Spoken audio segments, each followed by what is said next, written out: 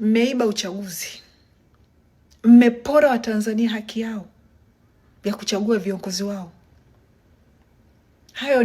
Hayo ni madogo, ila mmeua watoto, mmeua vijana maelfu na maelfu.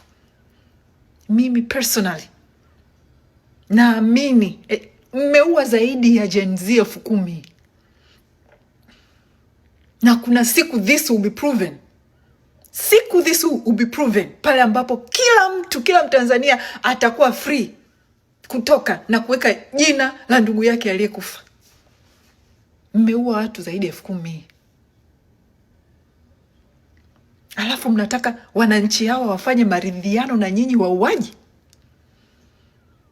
Watoto wetu wamekufa, tufanye maridhiano? Watoto wetu wao wamekufa bure?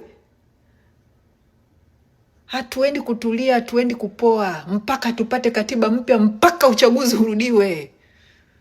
Hakuna kitakachoendelea ndugu zangu.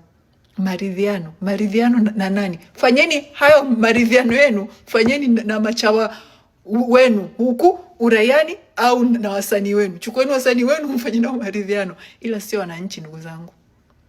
Mtawafufua watoto wao mloua. Mmeua kinyama, kikatili. Hata mkoloni hakuwa na ukatili huo. Hii yote ni nini?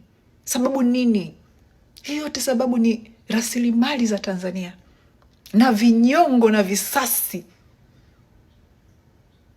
Hatutaki maridhiano, tunataka haki tu.